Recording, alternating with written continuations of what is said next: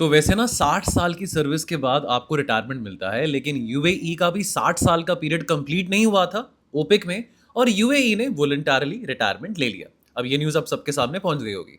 लेकिन बात को समझो, ओपेक और ओपेक प्लस, अब ये दो ऐसी बॉडीज हैं जो कि न्यूज़ में भी रही हैं, और इसको मैंने बहुत होलिस्टिकली अपने इंटरनेशनल ऑर्गेनाइजेशंस में कवर भी करा है। अब बात याद रहे कि अगर कोई नया मेंबर अगर ओपेक में ऐड होना चाहता है, तो पहली बात तो वो एक नेट एक्सपोर्टर हो of crude oil, and then also जो ओपेक मेंबर्स हैं, ओपेक मेंबर्स में ना 5 फाउंडिंग मेंबर्स हैं। वो कौन से हैं? Venezuela, Iraq, Iran, Kuwait and Saudi Arabia.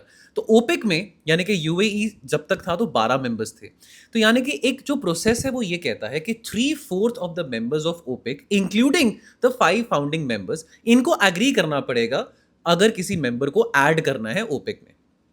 Then एक और बात को समझो, जो ओपेक प्लस है, अब जैसे कि रशिया है, अजरबैजान है, कज़ाकिस्तान है, तो ये 2016 में ना ओपेक प्लस में आ गए थे। अब ऐसे 10 मेंबर्स हैं ओपेक प्लस में। Now understand one thing, OPEC plus कोई ट्रीटी बेस्ड ऑर्गेनाइजेशन नहीं है। टुगेदर अगर मैं ओपेक और ओपेक प्लस की बात करूं तो कंबाइंड ये 40% ऑफ ऑयल प्रोडक्शन गारंटी करते हैं।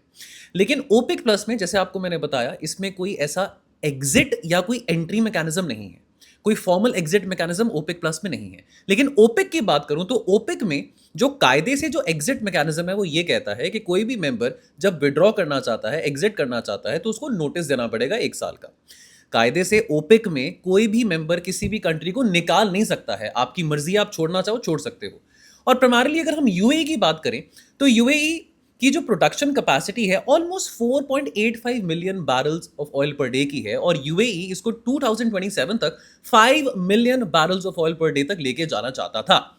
लेकिन ओपेक के कुछ नॉर्म्स होते हैं जो कि प्रोडक्शन टारगेट्स को लिमिट करते हैं, कैप करते हैं, जो कि यूएई को पसंद नहीं था।